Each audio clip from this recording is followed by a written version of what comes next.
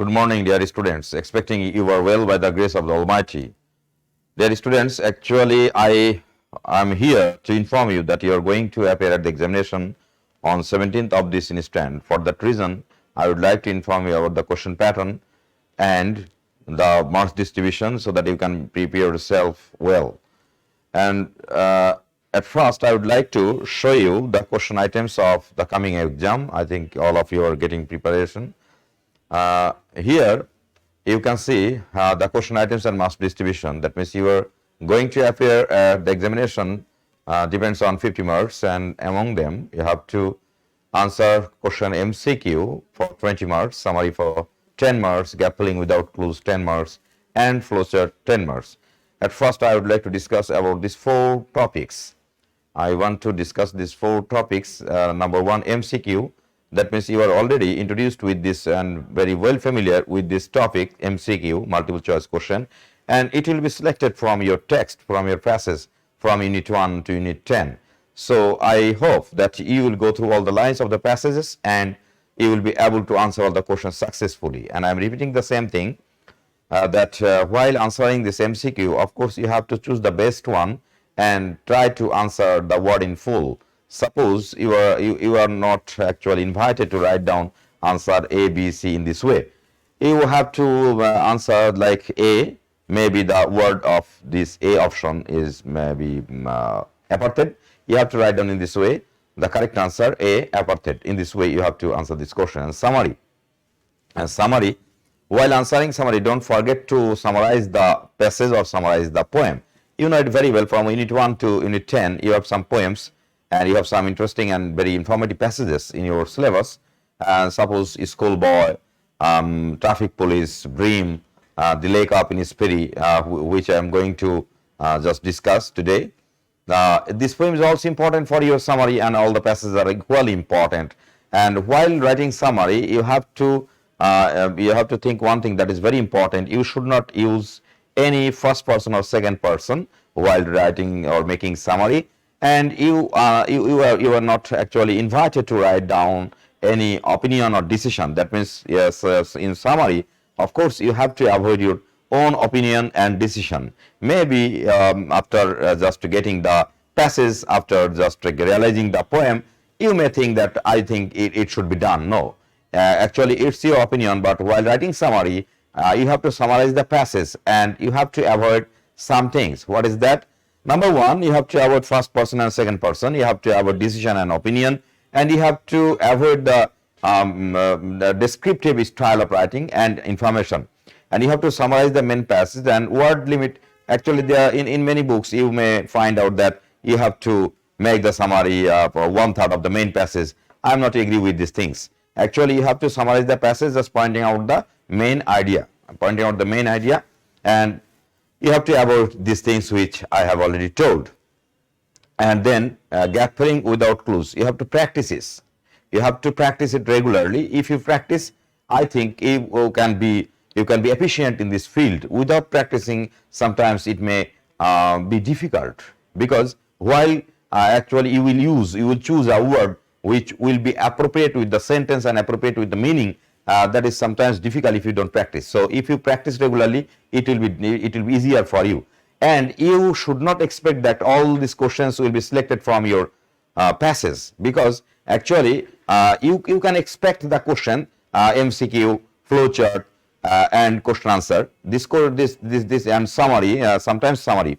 You can expect, but the rest of the questions may be excluded from your textbook. So you have to practice regularly by getting some information from many sources. And then flowchart, you will get 10 marks in flowchart. I told you the last class, but from before making flowchart, of course, you have to know how to make phrase. That is very important. You have to know how to make phrase. That is very important. And by making phrase, you have to answer this question flowchart. And before actually telling this item, of course, I should inform you that don't think that you have to make all the phrases in the same queue. Actually, it may vary, depends on the question item. And sometimes the phrases may occur in the same queue, sometimes not. Why? Maybe you are asked to write down the question or flowchart in this way, that make a flowchart showing the causes of environment pollution. Make a flowchart showing the causes of environment pollution. That means all the phrases will be the same thing. What is that? That will be the result of the causes of environment pollution. In this way, you have to make the phrases, so all the phrases will be the same. But if I ask you to write down a flowchart just giving some information, giving some information about Nelson Mandela, it may varies. Of course, noun phrase will be here accepted more, but here you can use different types of phrases because the question actually requires the information. And for that reason, you may include different types of field. But when I will ask you to write down any question specifically. That means if I ask you any question like that, causes, reason, result, effects, in this way, advantages, disadvantages, these are the specific fields. But if I ask you to write down the answers like achievements, like information, you can just change the phrases. In this way, you have to write down the phrases. Some silly questions may arise regarding flowchart, like why should I use the phrase is the first letter of the phrase should be capital or small. Actually, that doesn't matter. But you have to make just boxes. That means number 1 will be actually given for you, and the rest 5 should be done by you. And this should be done by making boxes and by just indicating arrow mark and numbering 1, 2, 3, 4, 5, 6. In this way, you have to write down the flowchart. And I think if we get the opportunity, we'll just practice it physically, and it will be clear for you. So that's all for your examination, my dear students. That's for your examination. Then you will get yourself prepared for just answering these questions and for getting 50 marks. In this field. And I think all of you will work hard. And of course, you have to read all the passages from Unit 1 to 9 so that you can prepare yourself well. So that's all, my dear students, regarding this question item. I would like to just focus on this very man. I think you may guess the name of that very man, W.B. Yeats, William Butler Yeats, W.B. Yeats. And today I would like to focus on this poem, W.B. Yeats, that is included in your syllabus, The Lake of Innisfree. The Lake of Innisfree. Before going through the poem, of course, I would like to introduce with this very man, this very great scholar and great poet, great writer. William Butler Yeats, 13 June 1865 to 28 January 1939. This is the lifespan of William Butler Yeats. Was an Irish poet, dramatist, prose writer, and one of the foremost figures of 20th century literature, a pillar of the Irish literary establishment. He helped to found the Abbey Theatre, and in his later years served 2 terms as a senator of the Irish Free State. He was a driving force behind the Irish literary revival, along with Lady Gregory, Edward Martin, and others. Yeats was born in Mount, Ireland, and is educated there and in London. He was a Protestant and a member of the Anglo-Irish community. He spent childhood days in country Sligo and studied poetry from an early age. When he became fascinated by Irish legends and the occult, and these topics figures in the first phase of his work, which lasted roughly until the turn of 20th century. His earliest volume of verse was published in 1889, and its slow-paced and lyrical poems displays dates to Edmund Spenser, P.B. Shelley, that is Percy B. Shelley, and the poets of pre-Reparative Brotherhood. From 1900, his poetry grew more physical and realistic. He largely renounced the transcendent beliefs of his youth through the remained preoccupied with physical and spiritual marks, as well as with cyclical theories of his life. In 1923, he was awarded the Nobel Prize in Literature. That means, actually, after these lines, after just getting this line, you can be clear about this very man and the total life span and the activities and the interest field of that very man. And he was a Nobel laureate in the field of literature, in this way. So we can easily guess about this very man. That means he was very learned and he was a really renowned figure in the world of literature. We are going to read about his poem, that is the Lake Isles of Innisfree. The Lake Isle of Innisfree. Just before going through the poem, I would like to focus on one thing, that is, just think about the mechanical life and the natural life. Just try to differentiate between these two things. Try to differentiate these two things. That is very important. Mechanical life and natural life. Sometimes we feel very bored and monotonous by leading a life in mechanical way. That means for industrial revolution or for industrialization, our life becomes very mechanical and very speedy. We always run and run. We don't have any single moment to just breathe, and we are very helpless sometimes. So sometimes we feel very suffocated. We want to get fresh oxygen. We want to breathe. In this way, sometimes we feel very suffocated. At the time, we want to lie in the lap of nature. Sometimes we feel that. And just think about this thing, that when we become very monotonous, we become very suffocated at the time, we want to go in the lap of nature for getting a fresh weather, fresh environment, fresh breath. And this is the main idea, main thing of this poem. This is the main idea, main thing of this poem. That means when we become very bored, when we become very tensed, when we become very frustrated, when we become very actually, unstable, and when we don't find any pitch, actually mentally we are become very actually wondered, what should I go do and what I am doing. That means we are very busy with this formal life, play and city life. That means we may easily guess about the urban life, and the actually rural life. That means country life and city life are different. These two life are different. Why? Actually, the in rural life, you will be in touch with nature. You will be in touch with birds, with trees, with actually simplicity, with rural touch. And this touch and this feeling will give you a new life, which is completely free from any kind of anxiety. For that reason, sometimes we demand these things. This is the motto, this is the main idea of this poem. Just go through the poem. I will arise and go now and go to Innisfree. That means the poet is really eager to go there. Innisfree, this is a lake. That means here, very symbolically, the poet wants to present a land which is completely free from any kind of anxiety, any kind of tension. And a small cabin built there of clay and wattles made. That means here, the poet wants to make a home, wants to make a house which will be complete inside or within the environment. And 9 beans rows will I have there, a hive for the honey bees, and live alone in the bee loud glade.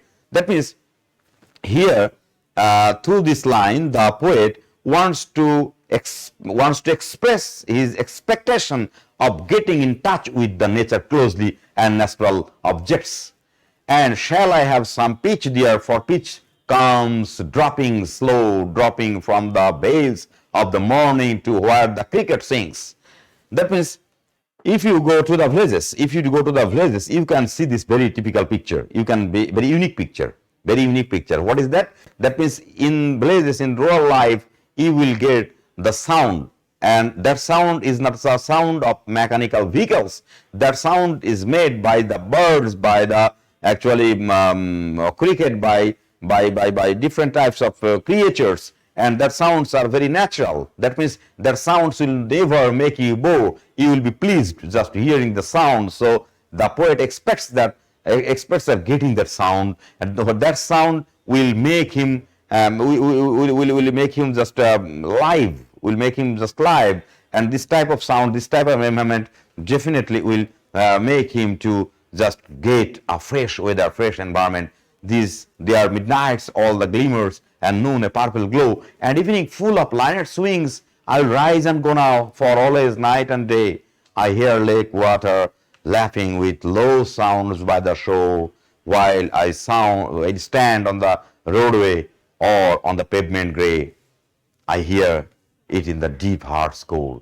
That means each and every place, each and every corner of that area, each and every corner, the poet just expresses that I will get new touch, different. Actually, natural touch, always, here and there, all time. So the poet is becoming very crazy to go there.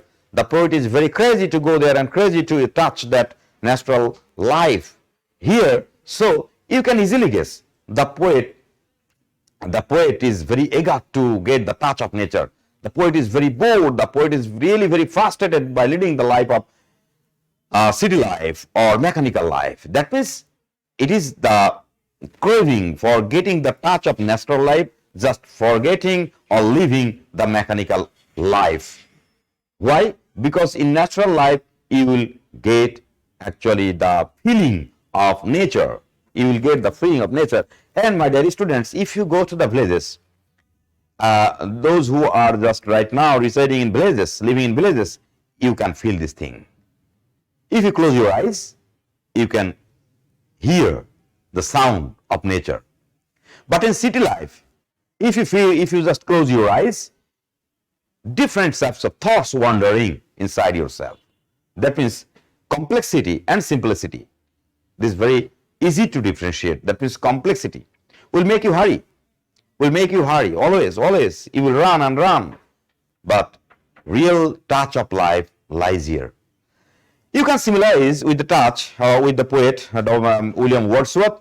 William Wordsworth is called the poet of nature. William Wordsworth is called the poet of nature. And here just William Wordsworth confesses in this way that we are the true child of nature. That means if you want to get real peace, you have to go to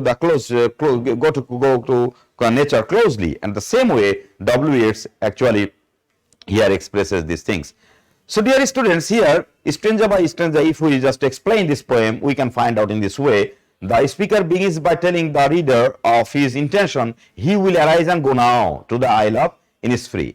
In this first line, the word go is repeated twice. The Yeats made the choice to provide special emphasis on the importance of the speaker's action. That means the poet is very adamant to go there. The speaker is determined. He must and will go to Innisfree. The second line provides additional details as to what he is going to do when he gets there. He plans to create a small home for himself. I also think myself. Sometimes I dream to make a small house inside nature. It's my dream also. The use of the word small in this line gives the impression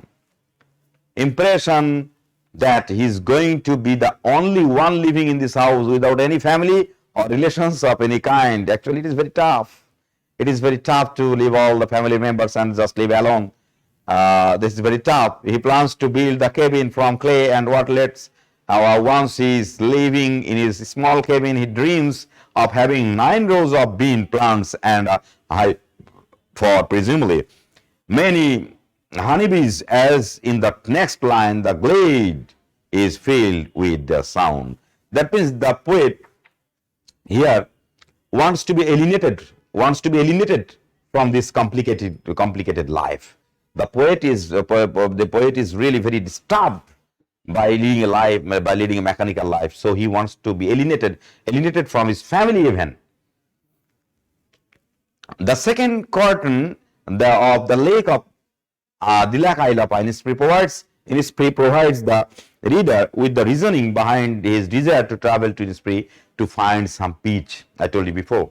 That means we are doing everything for getting mental peace, for getting a real touch of life. This stanza also contains the important metaphorical relationship that Yeats sets up between the notion of peace and nature. He describes peace as dropping slow from the vales of morning to the crickets. Yeats relates peace morning dew in the glade. He will be surrounded by it from the leaves on the trees to the grass on the green ground where the cricket sings. Dear students, I would like to just use a quotation in Bengali. দেখা হয় নাই তবু চক্ষু মেলিয়া ঘর হইতে শুধু দুপা ফেলিয়া একটি শীষের উপরে একটি শিশির বিন্দু, like that. Actually, if you want to touch the life, definitely you have to go to close to nature. Go to close to the nature. Otherwise, it will be very tough to get the real touch of life. Real touch of life. It is true. It is true. And the poet here, you may say in this way, that means the poet wants to get the actual flavor of life. For that reason, he wants to go there. He wants to hear the songs of the cricket. He wants to touch the ground. He wants to touch the grass. He wants to touch the feeling of dew, morning dew.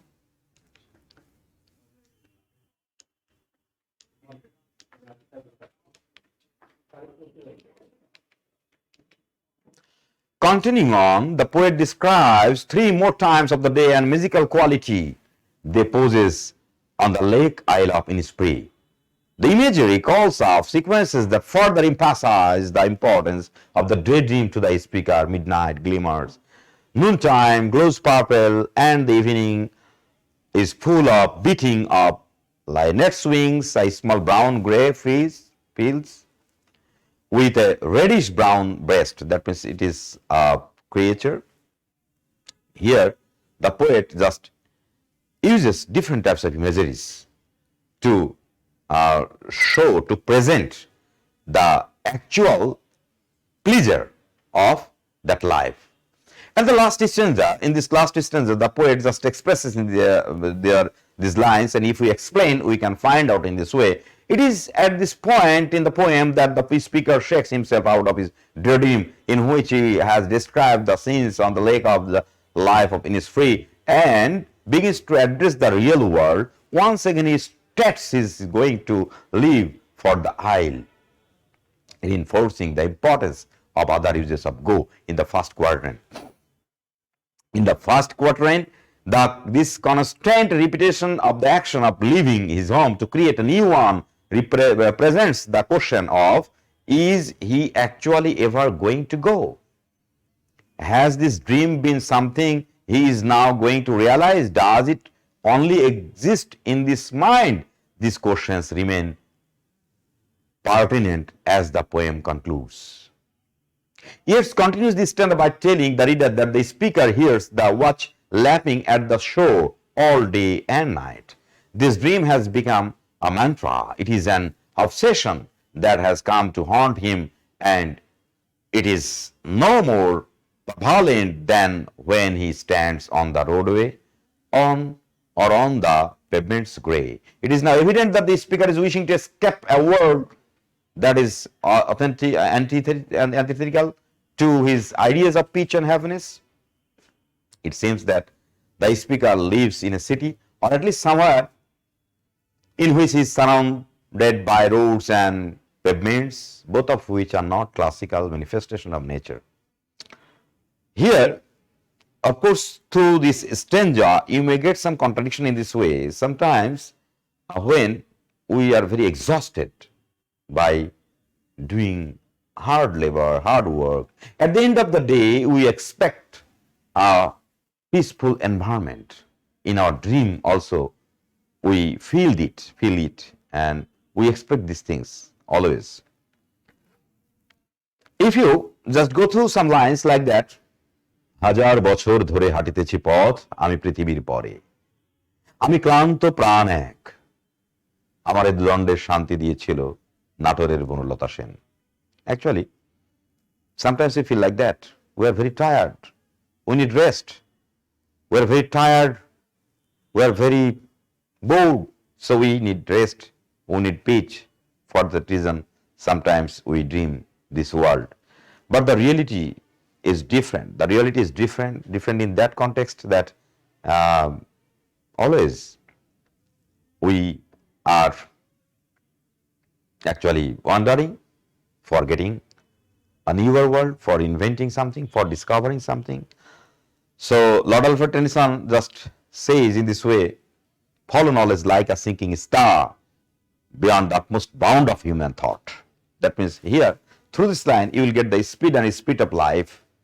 That means we have to invent new things every day. But when we become very monotonous, at that time, we want to get peace in nature. That is the main thing. So, dear students, I would like to just focus on the theme of this poem. I would like to focus on the theme of this poem. You may write down the theme in this way. The theme of the poem is the poet's desire to go beyond the pains and chaos of daily life, I told you. He imagines a world of absolute peace in Innisfree. To the poet, the island is an embodiment of peace and happiness. Here the sweet birds sing and the bees hum. The murmuring of the stream will keep the poet awake. On the other hand, the hectic city life is full of complexities and harshness. Therefore, the poet intends to make a flight to the lake isle of Innisfree, where he expects absolute happiness. You have already guessed the theme of the poem, though of course I have written down the theme of the poem. Of course, if I ask you to write down the theme of the poem, I believe that you already known, or you have already guessed the theme of the poem. What is the theme of the poem? In short, you may express in this way that our life sometimes become full of complexities and anxieties. Sometimes we become very bored, so we need peace, we need happiness, real happiness. And for that reason, the poet emphasizes on real happiness lies in the lap of nature. In this way, the poem just concludes. And of course, you can write down the theme, or you can imagine the theme in this way also. Throughout the lake of Innisfree, the poet engages with themes that include nature, peace, and spirituality. These three themes are interrelated. That means these three things are closely related. You cannot actually divide these things. Yeats asks the reader to regard nature as it does, valuable in and of itself, without human intervention. It is a place to find peace and connect with the world on a deeper spiritual level, because it is so far from that which we commonly experience in day-to-day life. The isolated nature of this natural area that he is longing for is also an important element of his happiness. It is an escape from industrialism as well as from other people. That means you can getting some escapism from this poet, from this poem. That means the poet wants to escape this mechanical life and wants to just go to close to the nature, just escaping this industrialism or escaping the people who are engaged themselves in this mechanical life. So, my dear students, that's all for the poem. That means through the poem, you can also, I hope that you can already guess that is the theme of the poem. Just what is the central idea of the poem? The central idea of the poem, the sources or the findings, the ways of getting real peace or happiness.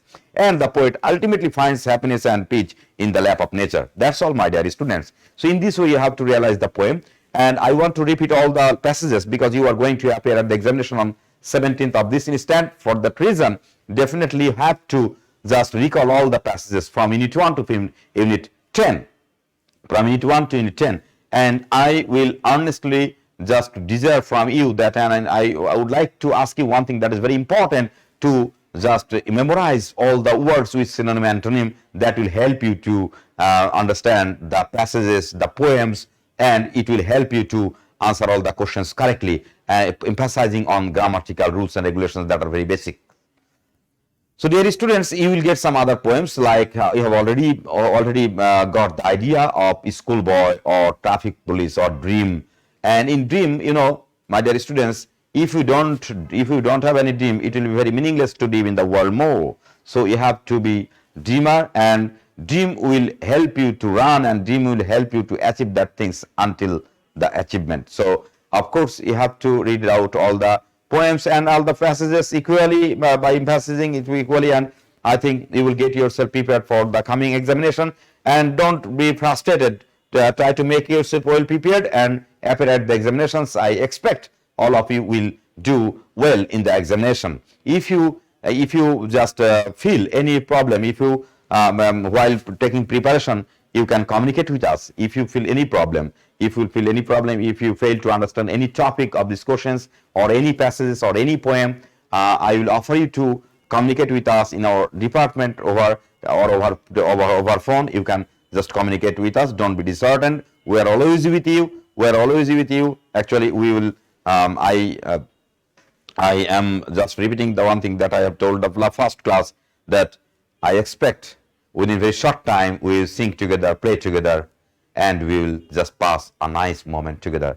So don't get disheartened, don't get disappointed. I hope we will meet you soon, my dear students, inshallah. Very soon we will meet you together. So, dear students, that's all for today. And don't waste your time. Don't waste your time. Don't kill your time. Don't just pass the important or very valuable moments idly. Try to use your time properly. And inshallah, we'll meet you soon. So, thank you, my dear students. Thank you for today.